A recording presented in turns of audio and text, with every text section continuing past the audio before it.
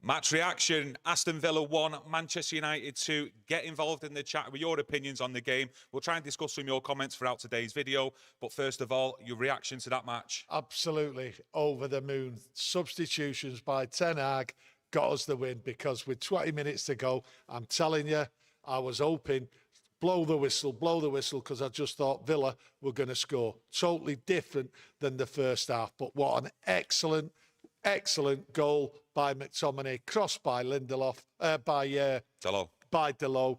Absolutely jumping about over the moon. Champions League is still on. Take us back into that first half, that Højlund goal. Oh, listen, the Højlund goal there, first 15 minutes, I thought United was all over it. I thought Villa was poor. They pushed them back. Dalot, 2 vital tackles. That's what I seen.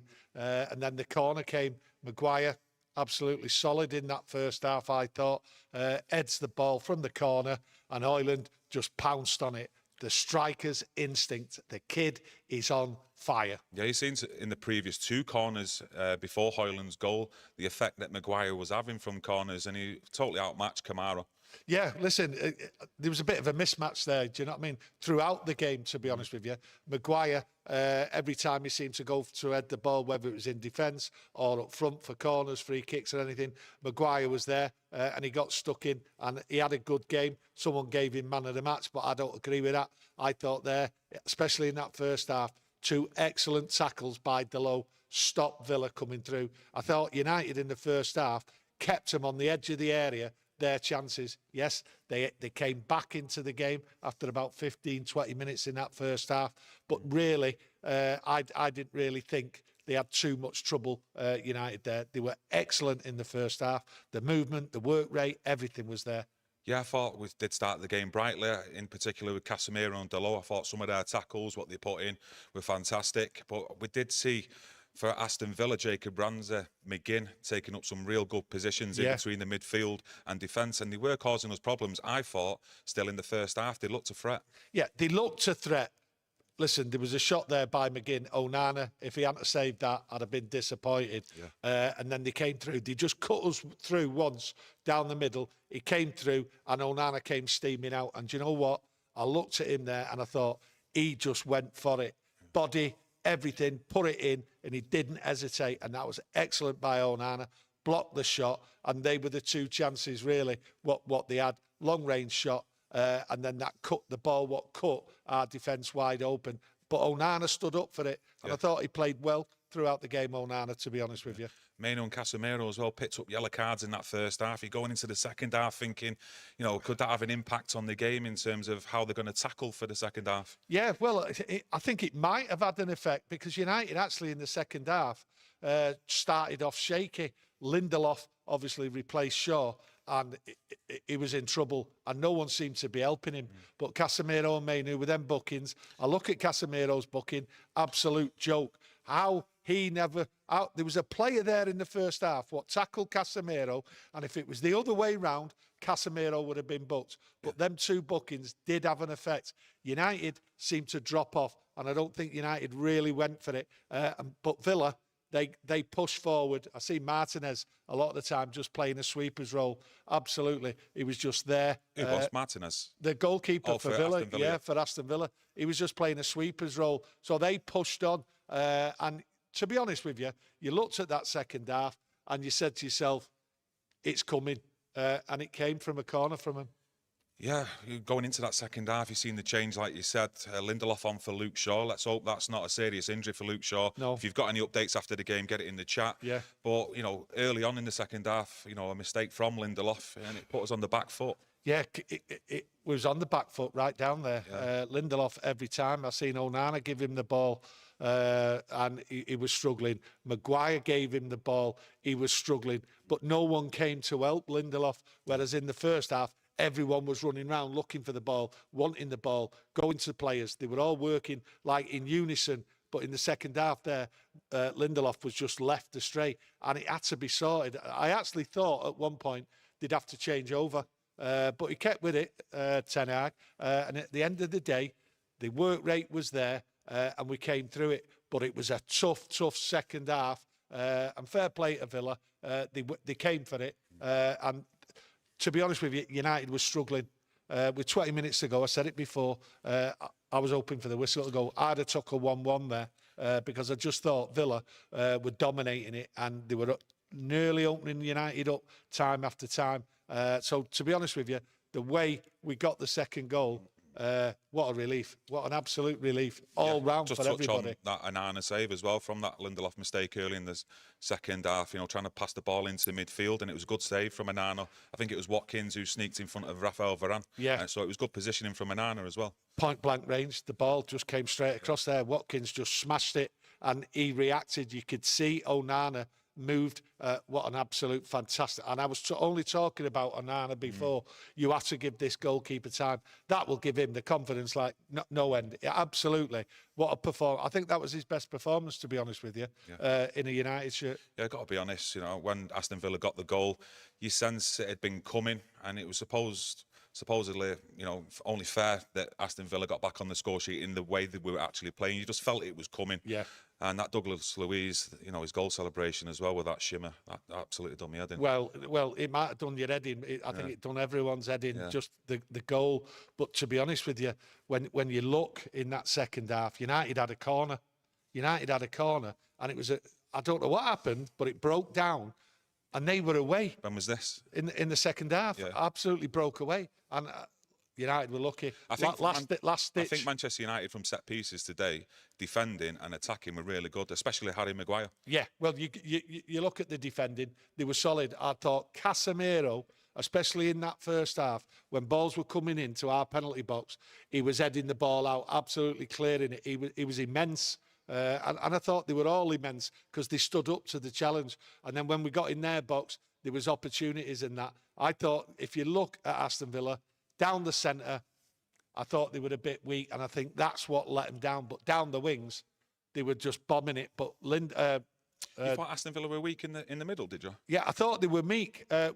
You go back to that one chance there. I thought they were picking up good spaces. Though. I thought Ramsey and McGinn in midfield. It's just that the final ball, the quality and attack let them down. That's what I'm talking about. It's right down the middle. Penalty spot on the 6-yard box, right in the middle. They weren't getting it. It was coming down the wings and they were cutting inside. And every time they were coming in, I had my heart in my mouth, especially that second half. It was a tough battle, that second half. But I'm absolutely delighted.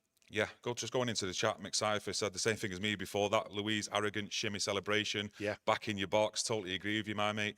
And when Villa did score, it was always going to be interesting to see how Man United would respond after that, because as we've seen in the past, especially the last season, how we would crumble under that sort of pressure, but we stuck with it. We stuck with it, but I wasn't comfortable. I don't think anyone out there was comfortable with it because Villa scented blood here.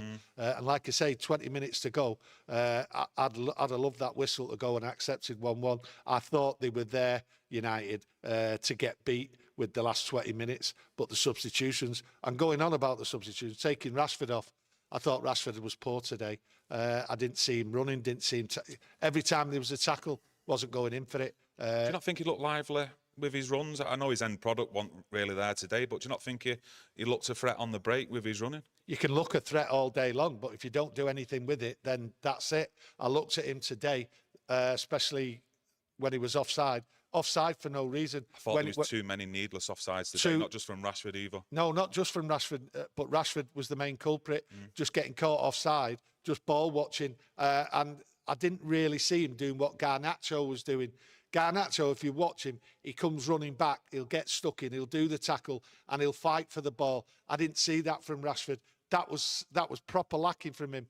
And I don't see it improving, to be honest with you, because I just look at his game, and that's what he does. He seems to be able to get the space, but there's no end product. And if there's no end product, then something has to be done.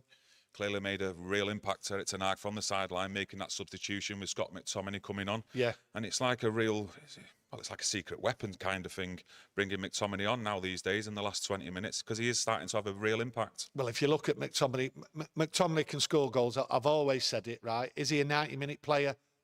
That's debatable by us all. And I see the debate time and time again. But he is a valuable member of this squad. And there's no way you should be getting rid of Scott McTominay. I'm glad we kept him. I think he's a good squad player and he gets the goals. What an header. What an header. I see Manu there, get the ball out on the wing, right? Just sort of like dummied the player, gave it Dalot, and Dalot fizzled that in. And that's what people want in the box. And Scott McTominay, I've seen that before with him, come running in, smashed it in. What an header. What a relief. And the crowd went mental. And the crowd went mental at the end. And quite right as well, because it was a tricky game. And to get a result there, the way we played in the second half, I thought we dropped off. And I thought, have we stole this? And then you look over the 90 minutes, you think we had chances, but they had more chances than us. What did you think of Bruno? I thought in the last 20 minutes, I thought defensively done pretty well for Manchester United, helping out, especially in the right-back position. Yeah, he had to come back. United had dropped off and Villa were pushing. Yeah. Villa were on the halfway line and he came back. He worked his socks off throughout the game. And I have said before the game, and I have said last week, Bruno's a changed man. That's how I see him. His work rate is there where we need him, and that's up front. And then he knew what his job was to come back and help. And what it was, every now and again in the second half, we was trying to break away, give Garnacho a run, give Højlund a run. You know, it was there. That's the way we was having to play. And then obviously the goal sort of settled down. We knew what to do. Ten Hag made a few more changes later on just to secure the points. And it was sorted. At the end of the day, Villa, will they be disappointed yet? I think they will. 10 chances they had. I think we had 5 on target. So like I say, 3 points, absolutely fabulous. What do you think it'll do for the confidence now to try and make that top 4 spot? Listen, that squad there, the club there are bouncing. The young kids getting the goal. Listen, just McTominay getting the goal will give you the bounce. He loves the club. He's come right through the ranks. He loves the club. He wants to play for United. He wants to start games, but unfortunately, he can't start games. But he's a great member of the squad, and I think he's just adding to what is there now.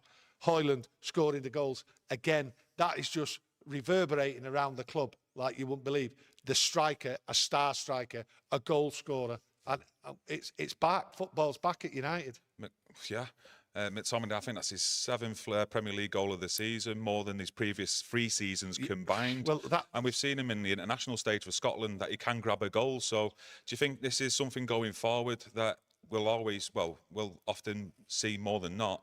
McTominay coming on for the last 20 minutes to try and affect games. The stats, what you've just said, tell you what he gives to United. Whether he gives that from the start, I don't know. I've not seen them stats. But when he comes on, when he's part of the team and he comes on to help, whether it's defensively or attack, he's got both attributes. I like him when he comes back in the box. He clears the ball and everything. And when we need a goal, there he is going forward. And he puts his head in there and he puts his body in there. Højlund does exactly the same, puts his body in there. And fantastic. Yeah, I'm just seeing Erik after the game talking about McTominay, and he says Scott is the example. In the week, He does the right things. Yeah. He's ready from 1 minute to the 90. It is great to have someone like that. So it seems like it's a positive influence around the squad. Well, it's someone you can rely on. So why would you even think of getting rid of someone? And I know a lot of people out there have always criticised Scott McTominay and everything, but he gives you everything. Gives you the work rate, he gives you the tackles, and he gives you the goals. So why would you? He wants to play for Man United. Yeah. Erik ten Hag can see that, and all the other lads can see it. And what it is, he gives them a bounce. And the bounce, I seen Højlund there jumping on his back after the game.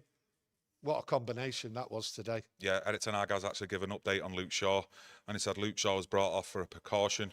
We know his history, too many injuries, and we couldn't take the risk. We don't want to miss him for 6 weeks, so he was took off for a precaution, so hopefully he's available for the next game. Precaution, let's hope he is, because you've seen the difference.